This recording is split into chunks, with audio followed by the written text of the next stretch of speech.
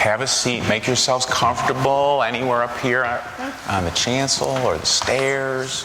Oh, it's so good to see you all. Really, really good. Okay. Everybody, we're going to hear a story about Frederick the field mouse. This is a story written by an author named Lionni. Frederick. Here he is.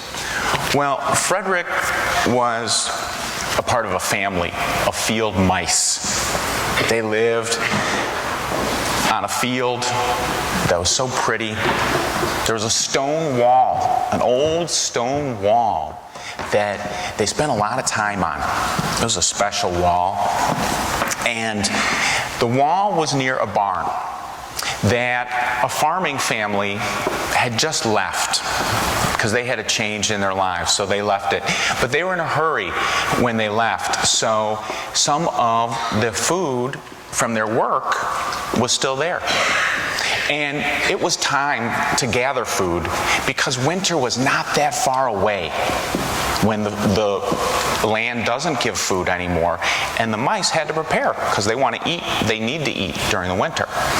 So all the little mice started working real hard, and they were walking out into the barn and grabbing the corn and the wheat and the nuts, and they would carry it because they had a little in the wall. They had down low a little kind of a mouse cave that they brought the food to, back and forth. Oh, they're working real hard. It's Labor Day weekend, and we're celebrating the work even of the mice. Well, except for Frederick.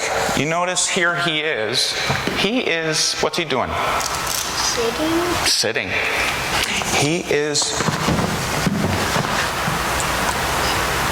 sitting.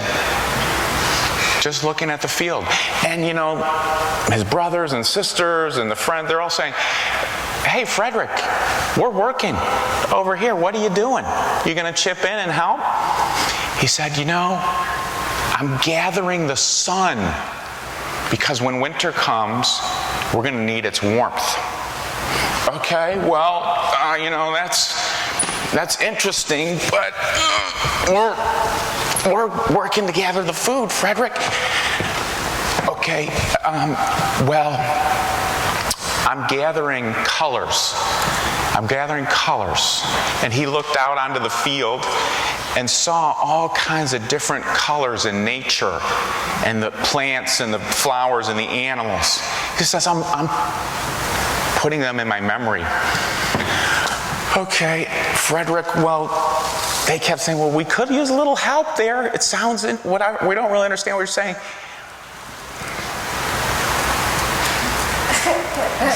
I'm gathering words because I think when winter comes, at some time we might be a little bored and we might need something for us to talk about. Well, they just sort of gave up. They liked Frederick a lot. He was a good mouse, and they just didn't really understand what he was doing.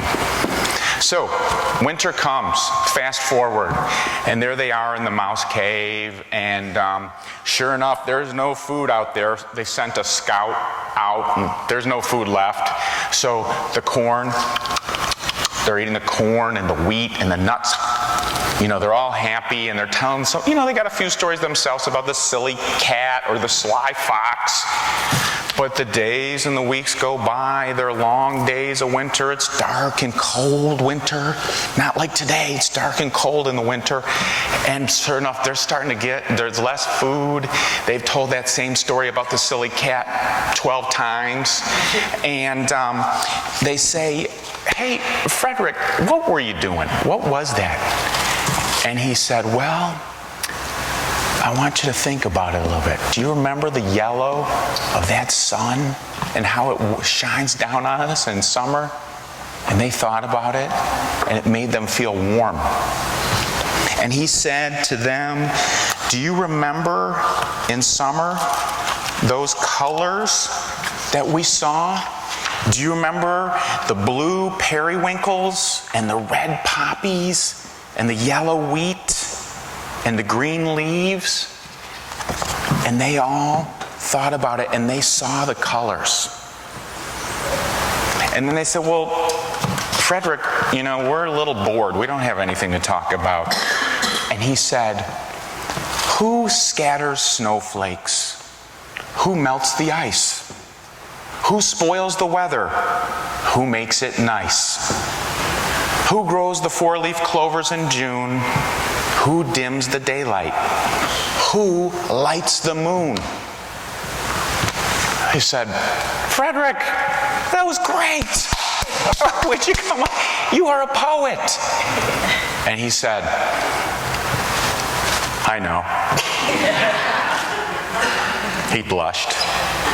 Well, today, with the adults and with the kids, we're talking about finding your true self. We're all on a journey, kids and adults, figuring out who we are. So what makes you happy?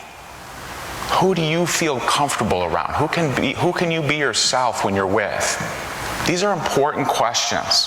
And we don't always have environments where we can do that, but we want church to be a place where you can be you and know that you are completely loved. We love you for who you are.